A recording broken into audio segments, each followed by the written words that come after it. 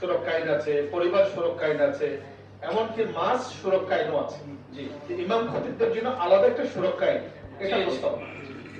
জি, ধন্যবাদ। এখন আমাদের মাঝে বক্তব্য রাখবেন এবং মোনাজাত পরিচালনা করবেন আমাদের সকলের অগ্রজ, আমাদের সকলের মুরব্বী, হেফাজত ইসলাম বাংলাদেশের সিনিয়র যুগ্ম মহাসচিব এবং জমিয়ত উলামা ইসলামের নায়েবে আমির, আমাদের প্রিয় মানুষ আল্লামা জুনায়েদ আল হাবিব দামাত বরকাতুহু, যিনি আমাদেরকে এর আগেও ভালোবাসা দেখিয়েছেন। আমাদের সাবেকে কিন্তু হুজুরের বাণী আছে, আপনারা দেখেছেন। হযরত এখন গুরুত্বপূর্ণ নসিহত করবেন এবং মোনাজাত পরিচালনা করবেন ইনশাআল্লাহ।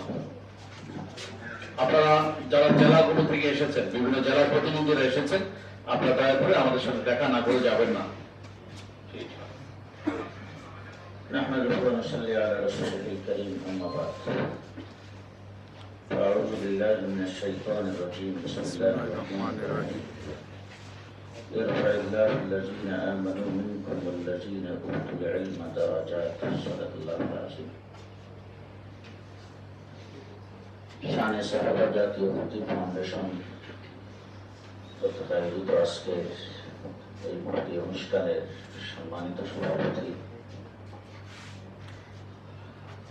ঢাকা সহ বাংলাদেশের বিভিন্ন জায়গা থেকে বিজ্ঞ ওলামায়ে কেরাম,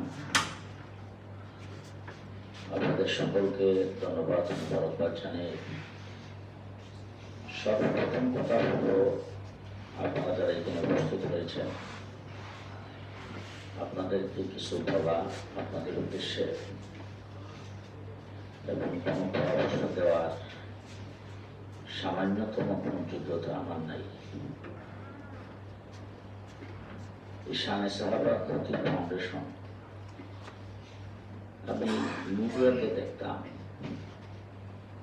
কোথাও কোনো জায়গায় কোনো ইমাম খতিব